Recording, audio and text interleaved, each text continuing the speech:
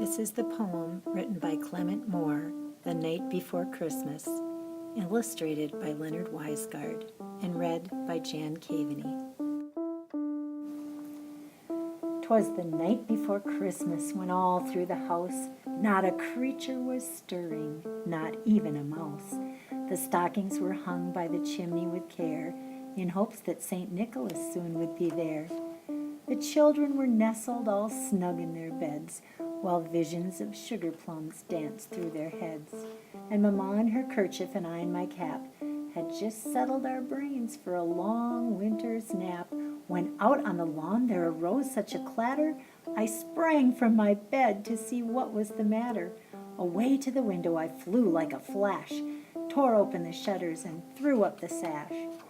The moon on the breast of the new-fallen snow gave a luster of midday to objects below, when what to my wondering eyes did appear but a miniature sleigh and 8 tiny reindeer, with a little old driver so lively and quick, I knew in a moment it must be St. Nick.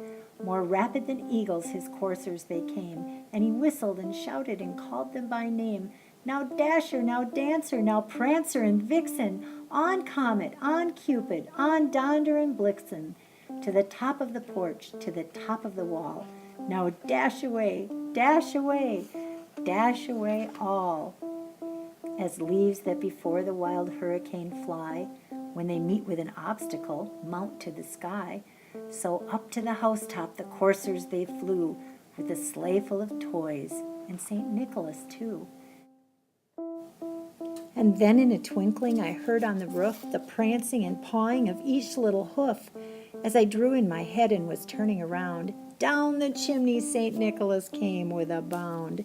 He was dressed all in fur from his head to his foot, and his clothes were all tarnished with ashes and soot. A bundle of toys he had flung on his back, and he looked like a peddler just opening his pack.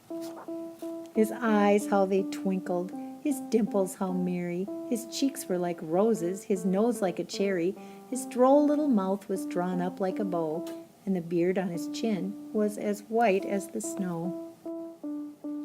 The stump of a pipe he held tight in his teeth, and the smoke it encircled his head like a wreath. He had a broad face and a round little belly that shook when he laughed like a bowl full of jelly. He was chubby and plump, a right jolly old elf, and I laughed when I saw him in spite of myself. A wink of his eye and a twist of his head soon gave me to know I had nothing to dread. He spoke not a word, but went straight to his work, and filled all the stockings, then turned with a jerk, and laying his finger aside of his nose, and giving a nod, up the chimney he rose. He sprang to his sleigh, to his team gave a whistle, and away they all flew like the down of a thistle. But I heard him exclaim, ere he drove out of sight, "Happy Christmas to all, and to all a good night."